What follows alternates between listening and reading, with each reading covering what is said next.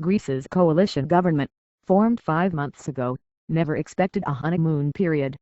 After a fractious vote on a new round of austerity measures in Parliament on Wednesday, it knows it is involved in a grim battle for survival.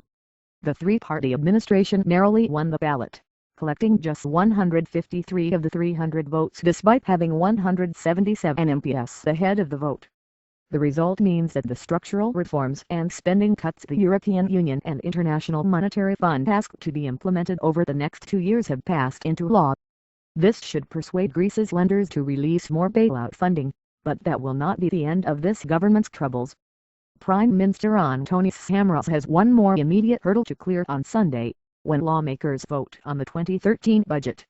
The ballot will take place just a few hours before Eurozone finance ministers meet on Monday. The government had been hoping the Eurogroup would agree to release the €31.5 billion $40.2 billion in loans Greece has been expecting for several months. But it seems this decision will be put off until the country's lenders decide how to tackle its financing gap and make its debt sustainable. Samaras is pinning his short-term hopes on the release of this money. He told MPs ahead of Wednesday's vote that the injection of cash would help revive the Greek economy, which is expected to shrink by 6.5% this year. Most of the money will go toward completing the €48 billion recapitalization of Greek banks. Samaras stressed that for the first time since the country's bailout was launched in May 2010, only a small proportion of the loan, €3.2 billion, would be used to service debt.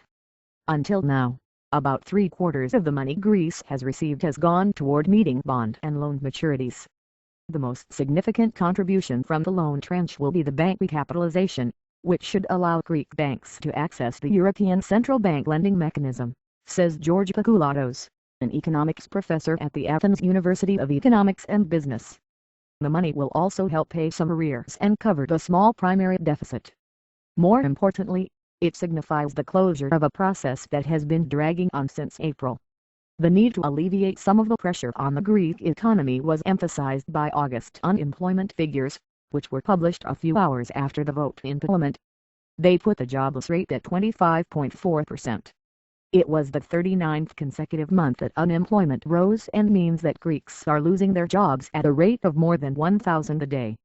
Beyond waiting for the Eurozone and the International Monetary Fund to make up their mind, the government can do little but focus on implementing some of the structural reforms that could help stimulate economic activity.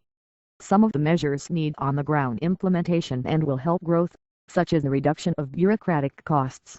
The government needs to move fast on these, says Pakoulatos, who was an economic advisor to interim Prime Minister Lucas Papademos from November 2011 to April this year.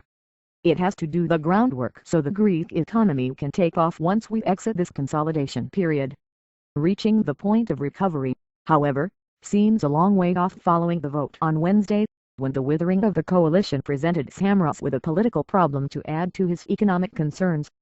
Democratic left, the coalition's junior partner, had made clear its 17 lawmakers would not vote for the measures due to objections over labor reforms. This left Samaras relying on his own Conservative Party and center-left PASOK, but one of his deputies and 6 from the Socialists failed to support the package.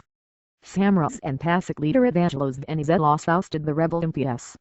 On Thursday, another PASOK MP quit. This means New Democracy is down to 126 MPs, and once mighty PASOK, which had 160 seats in Parliament less than 3 years ago, is left with just 26 deputies. To compound matters, Venizelos may be about to face a leadership challenge. These developments do not pose an immediate threat to the survival of the three-party government, as Democratic left has said it will vote for the budget on Sunday. It does raise questions about its medium-term stability. An implosion of PASOK, for instance, could seriously undermine the coalition, especially as opposition parties, such as anti-austerity Syriza and neo-fascist Golden Dawn, are gathering support fast. Samaras admitted in Parliament that some of the measures Greece is being asked to implement to save €18 billion, almost 10% of GDP over the next 4 years, are painful and unfair.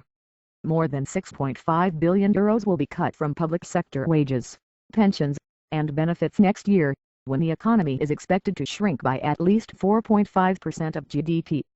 Trying to convince people that this pain will eventually lead to gain while they stare down the barrel of a 5-year recession is an immense challenge.